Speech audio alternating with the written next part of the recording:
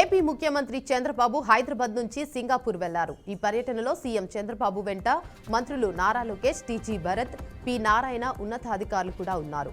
Brand AP promotion ద్వారా పెట్టుబడుల సాధన కోసం చంద్రబాబు బృందం సింగపూర్లో 5 రోజుల పాటు పర్యటించనుంది. సీఎం బృందం ఈ పర్యటనలో భాగంగా ముఖ్యమంత్రి చంద్రబాబు ప్రముఖ సంస్థల ప్రతినిధులు, ప్రముఖులు, ఇండస్ట్రియలిస్టులతో భేటీ కానున్నారు. సింగపూర్లో Telugu diaspora from South East Asia కార్యక్రమానికి కూడా చంద్రబాబు హాజరు కానున్నారు. ఈ కార్యక్రమానికి సింగపూర్, మలేషియా, ఇండోనేషియాలోని తెలుగు పారిశ్రామికవేత్తలు హాజరు కానున్నారు. తెలంగాణ నుంచి పివి నరసింహారావు తర్వాత మళ్లీ అంత పేరు తెచ్చుకున్నది జైపాల్ రెడ్డి మాత్రమే అని సీఎం రేవంత్ రెడ్డి కొనియాడారు. ముఖ్యంగా కల్వకుర్తి ప్రాంతంలో మార్పుల కోసం జైపాల్ రెడ్డి ఎంతో కృషి చేశారని గుర్తు చేశారు. ఇక్ఫాయి క్యాపిటల్ ఫౌండేషన్ సొసైటీ ఆధ్వర్యంలో ఏర్పాటు చేసిన జైపాల్ రెడ్డి అవార్డుల ప్రధానోత్సవంలో ముఖ్యంగా రేవంత్ రెడ్డి పాల్గొన్నారు. ఈ సందర్భంగా జైపాల్ రెడ్డి సేవలను కొనియాడారు. రాజకీయాల్లో ధన ప్రవాహం తగ్గాలని ఆయన పదే పదే చెప్పేవారని అన్నారు. జైపాల్ రెడ్డి నమ్మిన సిద్ధాంతాన్ని తాము ముందుకు తీసుకెళ్తున్నామని చెప్పారు. ముఖ్యమంత్రి రేవంత్ రెడ్డి పాలన, కేంద్ర ప్రభుత్వంపై మాజీ మంత్రి హరీష్ రావు మండిపడ్డారు. తెలంగాణలో రేవంత్ రెడ్డి ఎన్ని నాటకాలు ఆడినా ద్రోహిగా మిగిలిపోతున్నారు. తెలంగాణ ద్రోహులు చరిత్ర చూస్తే మొదటి పేరు చంద్రబాబు, రెండో పేరు రేవంత్ రెడ్డి ఉంటుందన్నారు. తెలంగాణ ఉద్యమ చరిత్రను కేసీఆర్ ఆనవాళ్లను తొలగించే ప్రయత్నం చేస్తున్నారని మండిపడ్డారు. రేవంత్ రెడ్డి కేసీఆర్కు పేరు తలవందే పొద్దుపోతలేదని ఎద్దేవా చేశారు. ఏపీ లిక్కర్ స్కామ్ కేసులో పోలీసులు దర్యాప్తు ముమ్మరం చేశారు. విచారణలో భాగంగా హైదరాబాద్లో సోదాలు నిర్వహించారు. నిందితులు ఎక్కడెక్కడ సమావేశమయ్యారనే దానిపై పోలీసులు ఆరా తీస్తున్నారు. అందులో భాగంగానే ఇవాళ మాజీ సీఎం జగన్కు చెందిన భారతీ సిమెంట్ ఆఫీస్కు వెళ్లిన సిట్ అధికారులు సోదాలు చేశారు. లిక్కర్ కేసులో నిందితుడిగా ఉన్న బాలాజీ గోవిందప్ప, డైరెక్టర్గా ఉన్న భారతీ సిమెంట్ అఫాసీలో సోదాలు చేశారు. మరోవైపు రాజ్ కసిరెడ్డికి చెందిన రిసోర్సు కంపెనీలో కూడా సిట్ సోదాలు చేశారు. కేటీఆర్పై మంత్రి శ్రీధర్ బాబు విరుచుకుపడ్డారు. కౌశిక్ రెడ్డి సీఎం రేవంత్ రెడ్డికి వెంటనే బేషరతుగా క్షమాపణ చెప్పాలని డిమాండ్ చేశారు. రంగారెడ్డి జిల్లా ఇబ్రహీంపట్నం నియోజకవర్గంలోని ఓ ఫంక్షన్ హాల్లో రేషన్ కార్డులు పంపిణీ కార్యక్రమం నిర్వహించారు. ఈ కార్యక్రమంలో ముఖ్య అతిథిగా ఐటీ శాఖ మంత్రి శ్రీధర్ బాబుతో పాటు రంగారెడ్డి జిల్లా collector Narayanareddy, Ibrahimpatnam MLA Malreddy Rangareddy, MLC Patnam Mahender Reddy తదితరులు పాల్గొన్నారు. గత బీఆర్ఎస్ ప్రభుత్వ 10 ఏళ్ల పాలనలో ఏ రోజు కూడా రేషన్ కార్డులు ఇచ్చిన పాలన పాపాన పోలేదని విమర్శించారు. కాంగ్రెస్ ప్రభుత్వం వచ్చిన తరువాతనే ప్రజలకు రేషన్ కార్డులు పంపిణీ జరిగిందన్నారు. 6 గ్యారంటీల పథకం అమలు చేశామని, ఎల్లప్పుడూ ప్రజలకు అందుబాటులో ఉంటామని మంత్రి హామీ ఇచ్చారు. ఒక నియోజకవర్గంకు 3,500 ఇళ్లు ఇచ్చే కార్యక్రమం తీసుకుంటున్నామని స్పష్టం చేశారు. హైదరాబాద్ ఉప్పల్ నుండి ఉప్పల్ బస్ డిపో వరకు వరంగల్ జాతీయ రహదారిపై భారీగా ట్రాఫిక్ జామ్ ఏర్పడింది. గత 5 రోజులుగా కురుస్తున్న వర్షాల ప్రభావంతో రహదారిపై గుంతలు ఏర్పడి వాహనాల రాకపోకలకు తీవ్ర అంతరాయం కలిగింది. రోజువారీ ప్రయాణికులు, వాహనదారులు తీవ్ర ఇబ్బందులు ఎదుర్కొంటున్నారు. ట్రాఫిక్ నిలిచిపోవడంతో గంటల తరబడి వాహనాలు కదలకుండానే నిలిచిపోతున్నాయి. తగిన చర్యలు తీసుకోవాలని ప్రజలు అధికారులను కోరుతున్నారు. సినీ నటుడు గబ్బర్ సింగ్ ఫేమ్ సాయిబాబా తనకు బెదిరింపు కాల్స్ వస్తున్నాయని సికింద్రాబాద్ మార్కెట్ పోలీస్ స్టేషన్లో ఫిర్యాదు చేశారు. గుర్తు తెలియని వ్యక్తులు తనకు ఫోన్ చేసి తాము వైసీపీ నుంచి మాజీ మంత్రి రోజా మనసులమని చెప్తూ తనను చంపేస్తామంటూ బెదిరిస్తున్నారని తెలిపాడు. తనకు రక్షణ కల్పించాలంటూ పోలీసులకు ఆశ్రయించాడు. గత 2 రోజుల క్రితం రిలీజ్ అయిన హరిహర వీరమల్లు మూవీ అనంతరం మీడియాతో మాట్లాడుతూ రోజాపై అనుచిత వ్యాఖ్యలు చేశారు. ఇది వైరల్ కావడంతో వైసీపీ నేతలు, మాజీ మంత్రి రోజా అభిమానులు సాయిబాబాకు ఫోన్ చేస్తూ చంపేస్తామని బెదిరించారు. దీంతో చేసేదేం లేక మార్కెట్ పోలీస్ స్టేషన్లో సాయిబాబా లిఖిత పూర్వకంగా ఫిర్యాదు చేసి తనకు రక్షణ కల్పించాలని కోరారు. తన వ్యాఖ్యల వల్ల ఎవరికైనా మనస్సు నొచ్చుకుంటే వారికి క్షమాపణ చెప్పాలని, పవన్ కళ్యాణ్ గాని, పవన్ కళ్యాణ్ కుటుంబాన్ని గాని ఇక నుంచి ఎవరూ విమర్శించవద్దని కోరారు. కడప జిల్లా Kamalapuram MLA Putta Chaitanyakumar Reddy hot comments చేశారు. కడప జిల్లాలో మళ్లీ రాజకీయ మంటలు చెలరేగుతున్నాయి. కమలాపురం ఎమ్మెల్యే పుత్త చైతన్యకుమార్ రెడ్డి చేసిన వ్యాఖ్యలు ఇప్పుడు రాజకీయ వర్గాల్లో చర్చనీయాంశంగా మారాయి. పేరు చెప్పకుండా చేసిన వ్యాఖ్యలు వైసీపీ నేత సతీష్ రెడ్డిని ఉద్దేశించిందనే వాదనలు వినిపిస్తున్నాయి. ప్రజల నమ్మకాన్ని మోసం చేసిన వారిని తిరిగి ప్రజలే నిలదీస్తారు అంటూ ఎమ్మెల్యే పుత్త చైతన్య కుమార్ రెడ్డి వ్యాఖ్యానించారు.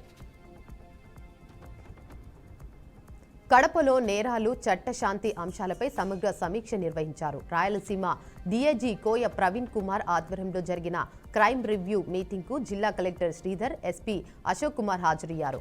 ఈ సందర్భంగా జిల్లా పరిధిలో ఇటీవల చోటు చేసుకున్న హత్యలు, దొంగతనాలు, భూ వివాదాలు, మహిళలపై జరుగుతున్న దాడులపై సమీక్ష నిర్వహించారు. ప్రజలలో భద్రతాభావం కలిగేలా పోలీసు వ్యవస్థ పనిచేయాలని డీఐజీ కోయ ప్రవీణ్ అన్నారు. చిన్న నేరాలనైనా చిన్న చూపు చూడకుండా కఠినంగా వ్యవహరించాలని, రికార్డున్న నేరస్తులపై ప్రత్యేక దృష్టి సారించాలన్నారు. జిల్లాలోని పోలీస్ స్టేషన్లో పనితీరు, కేసుల పరిష్కారాలపై సమీక్ష చేస్తూ ప్రతి ఘటనపై వేగంగా స్పందించాల్సిన అవసరం ఉందని పేర్కొన్నారు.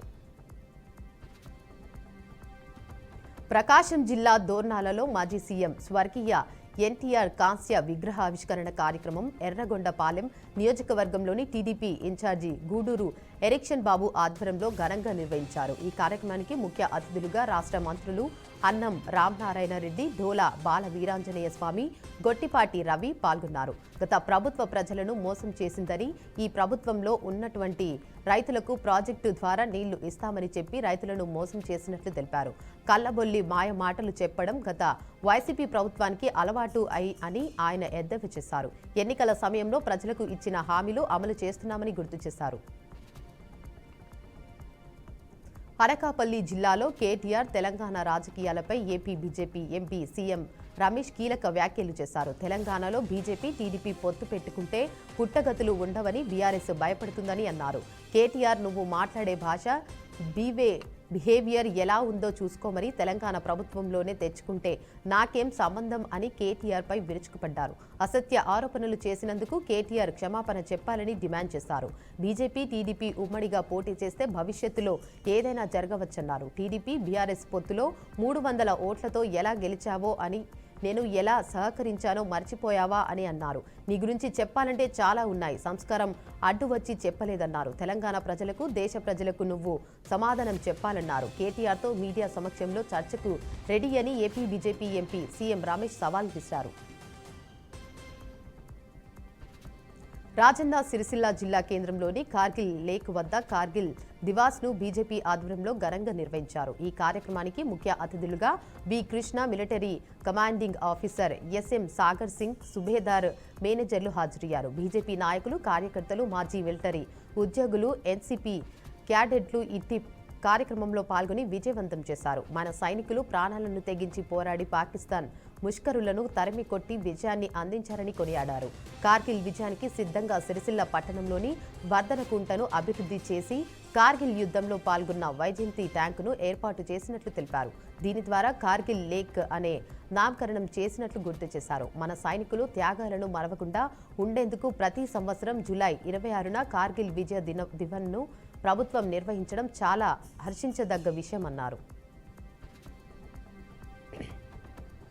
ప్రకాశం జిల్లా మార్కపురంలో P4 సమీక్ష సమావేశం నిర్వహించారు. ఈ కార్యక్రమం మంత్రి ఆనం రామనారాయణ రెడ్డి అధ్యక్షతన జరిగింది. జిల్లా ఉన్నతాధికారులతో సమీక్ష సమావేశం ఘనంగా నిర్వహించారు. పేదరిక రహిత సమాజాన్ని ఆవిష్కరించేందుకు ప్రభుత్వం వినూత్నంగా P4 కార్యక్రమాన్ని రూపొందించినట్లు మంత్రి ఆనం తెలిపారు. ఈ కార్యక్రమం విజయవంతం కావాలంటే ప్రజాప్రతినిధులు, అధికారులు సమన్వయంతో పనిచేసి ప్రజల్లో విస్తృత స్థాయిలో అవగాహన కల్పించాలన్నారు.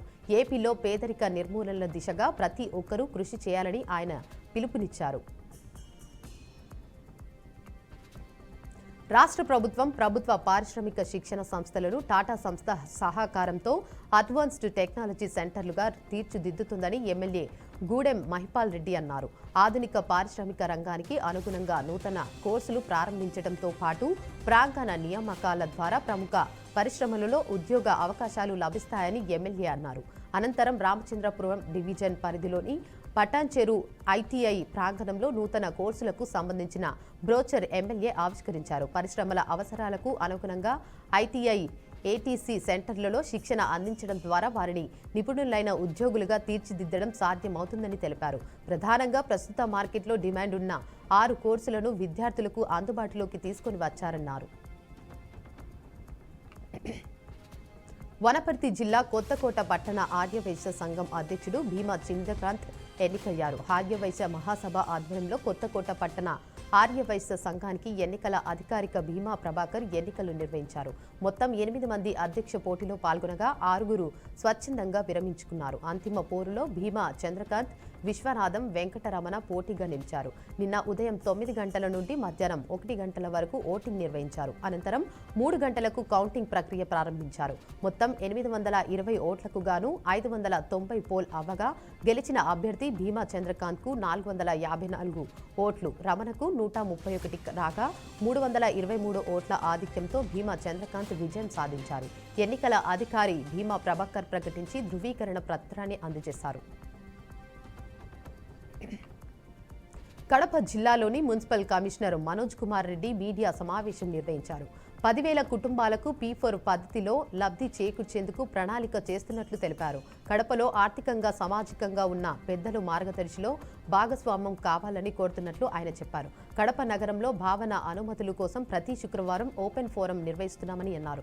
నగర ప్రజలకు ఎలాంటి సమస్యలు కాల్ సెంటర్ పురమిత్ర యాప్ ద్వారా పరిష్కరిస్తామని, కూటమి ప్రభుత్వం ఏర్పాటు తర్వాత చెత్త పన్ను వసూలు రద్దు చేశామన్నారు. నగరంలో కార్పొరేషన్ సిబ్బంది చెత్త పన్ను వసూలు చేస్తున్నట్లు మా దృష్టికి వచ్చిందని, చెత్త పన్ను వసూలుపై విచారణ చేపట్టామని తెలిపారు. చెత్త పన్ను వసూలు చేసిన వారిపై చర్యలు తీసుకుంటున్నామని స్పష్టం చేశారు. కార్గిల్ నియోజకవర్గ దినోత్సవాన్ని పురస్కరించుకుని చిత్తూరు జిల్లాలో అమరవీరుల స్తూపం వద్ద మాజీ సైనికులు ఘనంగా నివాళులర్పించారు. భారతదేశం స్వేచ్ఛ వాయువుల కోసం అహర్షణలు దేశ సరిహద్దులో కాపలా కాసి దేశం కోసం అమరులైన యుద్ధ వీరులను స్మరించుకోవడం ఎంతైనా అవసరమన్నారు మాజీ సైనికులు అధ్యక్షురాలు రాజన్. కార్గిల్ యుద్ధం జరిగి సుమారు 24 సంవత్సరాలు పూర్తయిన సందర్భంగా కార్గిల్ అమరవీరులకు జోహార్లు అర్పిస్తున్నట్లు తెలిపారు. నగరంలోని మాజీ సైనికుల సంక్షేమ సంఘం ఆధ్వర్యంలో అధ్యక్షులు రాజన్, కార్యదర్శి రఘుపతి ఆధ్వర్యంలో చిత్తూరు గాంధీ విగ్రహం వద్ద నుండి ర్యాలీగా ఎన్టీఆర్ ప్రైవేటు బస్టాండ్ జవాన్ స్తూపం వరకు ర్యాలీ నిర్వహించారు. అనంతరం కార్గిల్ యుద్ధంలో చనిపోయిన సైనికులకు జిల్లా మాజీ సైనిక సంక్షేమ శాఖ అధికారి రాఘవులు ఆధ్వర్యంలో నివాళులర్పించారు. అనంతరం యుద్ధంలో పాల్గొన్న మాదే సైనికులకు సన్మానం చేసి అవార్డులను పంచిపెట్టారు. అనంతపురం జిల్లా గుంతకల్లులో చిన్నపాటి వర్షం వస్తే చాలు మురుగునీరు అంతా పూరి గుడిసెలోకి చేరుతుంది. పట్టించుకోవాల్సిన మున్సిపాలిటీ అధికారులు, ప్రజాప్రతినిధులు అటుగా తొంగి చూసిన పాపాన పోవడం లేదని షికారికలు ఆవేదన వ్యక్తం చేస్తున్నారు. పట్టణ శివారులో 32వ వార్డులోని భాగ్యనగర్లో ఆలూరు రోడ్డుకు సమీపంలో సుమారు 70 కుటుంబాలు నక్కల షికారులు జీవనం చేస్తున్నారు. ఇక్కడ ఏ ప్రభుత్వం అధికారంలోకి వచ్చినా తామున్నామని, తమను గెలిపించాలని, మీ సమస్యలను పరిష్కరిస్తామని చెప్పడం, ఆ తర్వాత మమ్మల్ని పట్టించుకోకపోవడం ప్రతిసారి ఇలాగే జరుగుతుందని వారు తెలిపారు. సుమారు 150 ఓట్లు కలిగిన షికారుల జీవన వ్యవస్థను మార్చడానికి ఏ ఒక్కరూ ముందుకు రాకపోవడం బాధాకరమన్నారు. లోతట్టు ప్రాంతం కావడంతో చిన్నపాటి వర్షం వస్తే మురుగునీరు అంతా రోడ్డుపైకి, గుడిసెల్లోకి చేరి ఇంటిలోని ధాన్యం, దుస్తులు, వంట సామాగ్రి తడిసిపోవడం ఇక్కడ సర్వసాధారణంగా మారిందన్నారు. కేంద్ర మంత్రి కిషన్ రెడ్డి వ్యాఖ్యలకు మంత్రి పొన్నం ప్రభాకర్ స్ట్రాంగ్ కౌంటర్ ఇచ్చారు. కాంగ్రెస్ పార్టీ బడుగు బలహీన వర్గాలకు అండగా నిలిచే పార్టీ అని అన్నారు. కావాలనే బీజేపీ నేతలు బీసీ రిజర్వేషన్లకు మోకాలాడుతున్నారని, ఆ పార్టీ అధ్యక్షుడు బలహీన వర్గాలకు బద్ధ వ్యతిరేకి అని కామెంట్ చేశారు. ముందు కేంద్ర మంత్రిగా ఉన్న కిషన్ రెడ్డితో రాజీనామా చేయించి ఆ స్థానంలో ఓ బీసీకి అవకాశం కల్పించాలని డిమాండ్ చేశారు. బీసీ ఆర్డినెన్స్ అంశం ప్రస్తుతం రాష్ట్ర గవర్నర్ పరిధిలో ఉందని తెలిపారు. ఎట్టి పరిస్థితుల్లో రాష్ట్రంలో బీసీలకు 42% రిజర్వేషన్లు అమలు చేశాకే స్థానిక సంస్థల ఎన్నికలకు వెళ్తామని మంత్రి పొన్నం ప్రభాకర్ స్పష్టం చేశారు. సంగారెడ్డి జిల్లా పాషా మైలారం సిగాచి ఫార్మా ఫ్యాక్టరీలో సంభవించిన ఘోర పేలుడుపై హైకోర్టులో పిల్ దాఖలైంది. ఈ ప్రమాదంలో ప్రాణాలు కోల్పోయిన కార్మికుల కుటుంబాలకు, గాయపడిన వారికి న్యాయం చేయాలనే ఉద్దేశంతో రిటైర్డ్ సైంటిస్ట్ కలాపాల బాబురావు ఈ పిల్ దాఖలు చేశారు. పిల్లో రాష్ట్ర ప్రభుత్వం ప్రకటించిన 1 కోటి పరిహారంపై స్పష్టత లేదన్నారు. బాధితుల స్థితిగతులపై సమగ్ర విచారణ అవసరమని ఆయన కోరారు. ఘటనపై బాధితులైన వారిపై తక్షణమే చర్యలు తీసుకుని అరెస్టు చేయాలని, విచారణను వేగవంతం చేయాలని పిటిషన్లో తెలిపారు.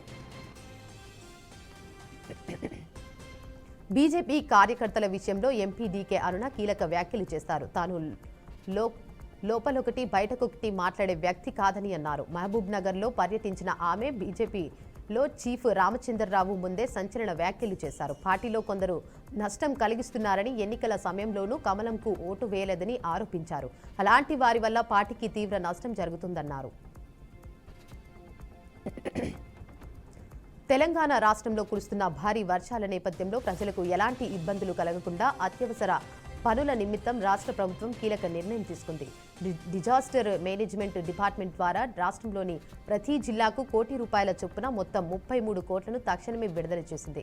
రాష్ట్ర వ్యాప్తంగా కుండపోత వర్షాలు కురుస్తున్న నేపథ్యంలో ప్రజల భద్రత, సహాయక చర్యలకు నిధుల కొరత లేకుండా చూసేందుకు ప్రభుత్వం ఈ చర్య చేపట్టింది. ఈ నిధులు వర్షాల వల్ల తలెత్తే అత్యవసర పరిస్థితులను ఎదుర్కోవడానికి, సహాయక చర్యలు చేపట్టడానికి, నష్టం జరిగిన ప్రాంతాలలో తక్షణ మరమ్మతులు పనులు చేయడానికి ఉపయోగించబడతాయి. సరిహద్దుల్లో భారత్, పాక్లు తరచూ కవ్వింపులకు పాల్పడుతున్న నేపథ్యంలో భారత్ కీలక నిర్ణయం తీసుకుంది. కవ్వించిన వెంటనే వారికి సమాధానం ఇచ్చేలా సైన్యంలో నూతన యూనిట్ ఏర్పాటు చేసేందుకు చర్యలు చేపట్టింది. భవిష్యత్తులో కలిగే ముప్పును దృష్టిలో ఉంచుకొని రుద్ర అనే పేరుతో ఆల్ ఆర్మ్స్ బ్రిగేడ్ ను ఏర్పాటు చేసినట్టు కార్గిల్ విజయ్ దివస్ సందర్భంగా army chief general Upendra Dwivedi వెల్లడించారు. భారత సైన్యాన్ని ఆధునీకరించడానికి ఈ నిర్ణయం తీసుకున్నట్లు తెలిపారు.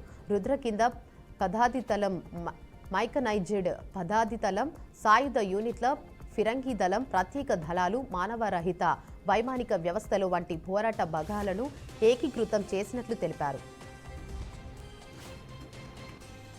వాతావరణంలో మార్పులు ఢిల్లీకి ఊరటను తీసుకొచ్చాయి. చాన్నాళ్ల తర్వాత ఢిల్లీలో వాయు నాణ్యత మెరుగుపడింది. ఈ ఏడాది జులైలో దేశ రాజధానిలో ఎయిర్ క్వాలిటీ ఇంప్రూవ్ అయింది.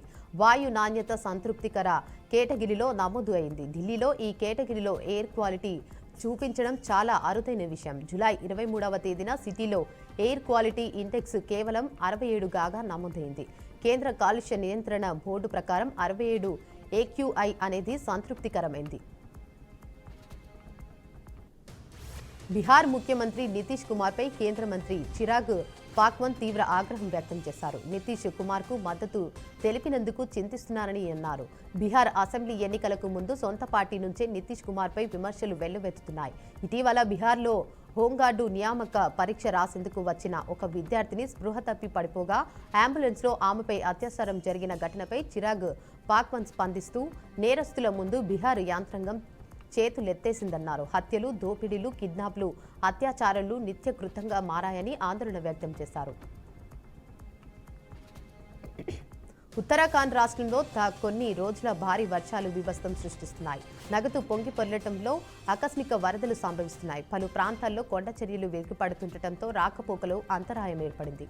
ఈ నేపథ్యంలో అధికారులు ప్రముఖ ఆధ్యాత్మిక పుణ్యక్షేత్రమైన కేదార్నాథ్ యాత్రను తాత్కాలికంగా నిలిపివేస్తున్నట్లుగా ప్రకటించారు.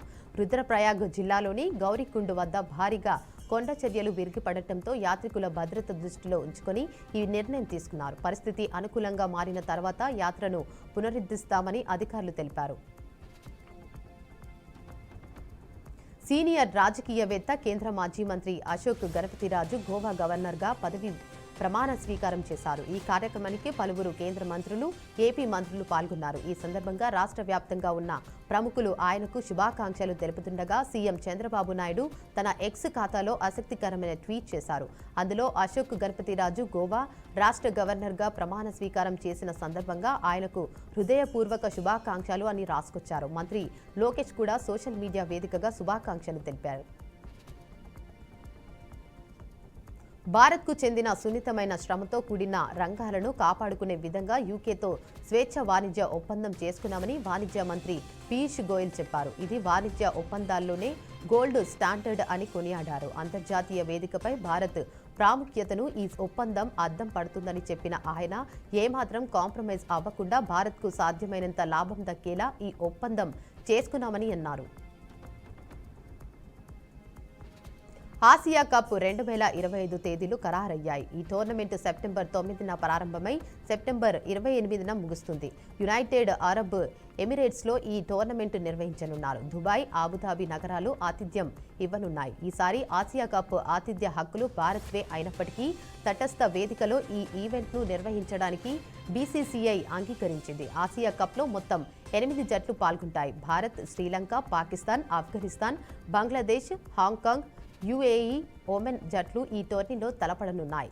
ఈ టోర్నమెంటు T20 ఫార్మాట్లో జరుగుతుంది. కాగా ఈ టోర్నీలో చిరకాల ప్రత్యర్థులు భారత్, పాకిస్తాన్ ఒకే గ్రూప్లో ఉండే అవకాశం ఉంది. ఒకవేళ ఈ రెండు జట్లు ఒకే గ్రూప్లో ఉంటే లీగ్ దశలో ఒకసారి సూపర్ 4 రౌండ్లో మరోసారి తలపడతాయి. కుదిరితే ఈ రెండు జట్లే ఫైనల్లోనూ ఆడే అవకాశం ఉంది.